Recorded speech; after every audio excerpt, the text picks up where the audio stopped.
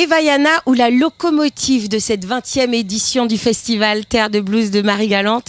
Bonsoir Noémie et bonsoir David. Bonsoir Ludivine et bonsoir à tous les téléspectateurs. À tout le monde, ils sont juste là. Tu les regardes en face. Hein, quand tu leur parles, tu me regardes pas. Moi, ils n'interfèrent pas entre toi et moi. J'ai d'abord dit bonsoir Ludivine. Absolument. Et après, je dis bonsoir à tout le monde. On est d'accord. Voilà. Comment allez-vous tous les deux ? C'était un pied d'être sur scène, hein, vraiment. C'est clair. Alors, Noémie, David, alors, il y a beaucoup de personnes qui vous ont découvert ce soir, qui ont découvert Evayana ce soir.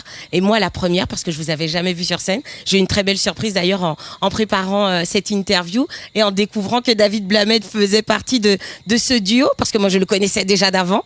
Et jamais je ne me serais douté qu'il était derrière ce duo inédit. J'ai cherché la signification de votre nom. Que signifie le nom du duo ? Noémie m'a demandé comment on va s'appeler.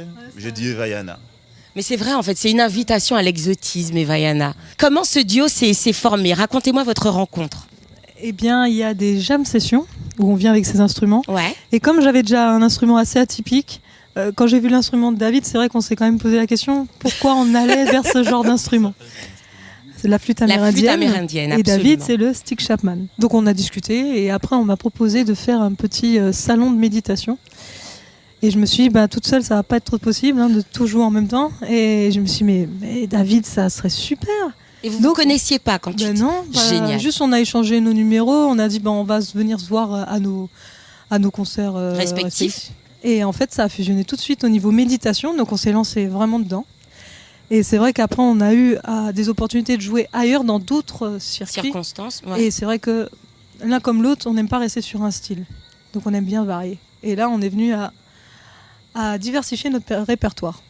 Et qu'est-ce qui t'a attiré vers le Chapman Stick ? Quand est-ce que tu t'es dit, tiens, parce qu'on se réveille pas un matin, on se dit, j'ai bien envie de jouer du Chapman Stick aujourd'hui. Justement, je suis parti alors pour étudier dans l'Hexagone en 2003. Mon parrain m'avait offert des cassettes, à l'époque c'était VHS que je regardais, sur la technique du tapping. Et quand j'ai vu cette technique-là, parce que tu fais de la guitare aussi, voilà, oui. Je suis à la base guitariste. Oui. Donc la technique du tapping était vraiment quelque chose de magique pour moi, parce qu'en tant que guitariste, je me suis toujours senti un peu frustré de ne pas faire comme les pianistes, utiliser les deux mains. Ouais. Donc quand j'ai vu cette technique là, j'ai dit wow, une fois que je suis arrivé dans l'Hexagone, j'ai fait des recherches et j'ai vu qu'il y avait un instrument qui était dédié pour. Donc à ce moment, j'ai tout fait pour en avoir et j'ai pris à peu près, donc de 2003, 5 ans pour avoir le mien. Est-ce qu'on a une pression supplémentaire quand déjà on participe au festival, mais en plus quand on le lance, parce que c'est ce que vous avez fait ce soir ? Ah mais la pression, oui.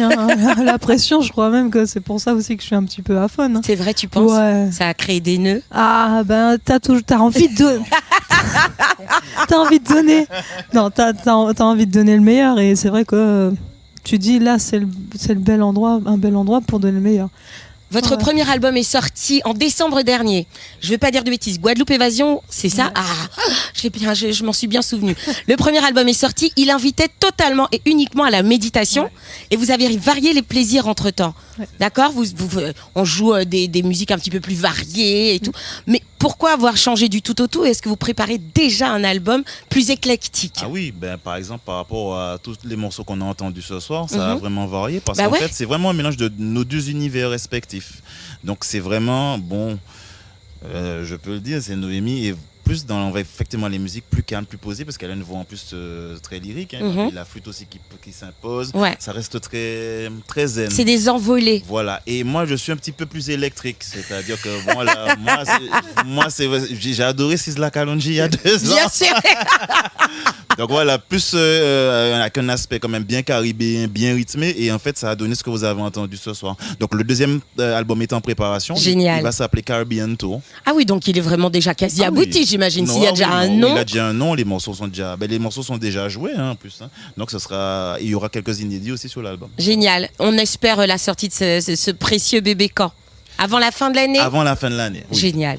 Vous êtes tellement fusionnels sur scène et forcément quand il y a des gens comme moi et puis des personnes qui sont amoureuses de l'amour, tout ça, on se dit mais est-ce qu'ils sont à la vie comme à la scène ? Est-ce qu'ils forment un duo à la vie comme à la scène ? Non, vous pouvez pas faire ça, Noémie. Vous pouvez pas faire ça. Non. Ça serait parce qu'on est dans une nuit magique, donc on répond quand c'est les nuits magiques, on répond à la magie. C'est moi faire monter le buzz. On vous répondra à la prochaine édition. Vous êtes vraiment des gros relous. Merci beaucoup, Evayana. Vous nous avez fait rêver ce soir à Murat et j'espère bien les croiser demain et comme ça je vous donnerai la réponse plus tôt. S'ils sont ensemble à la vie, je le saurai. Merci beaucoup, Evayana. À très vite.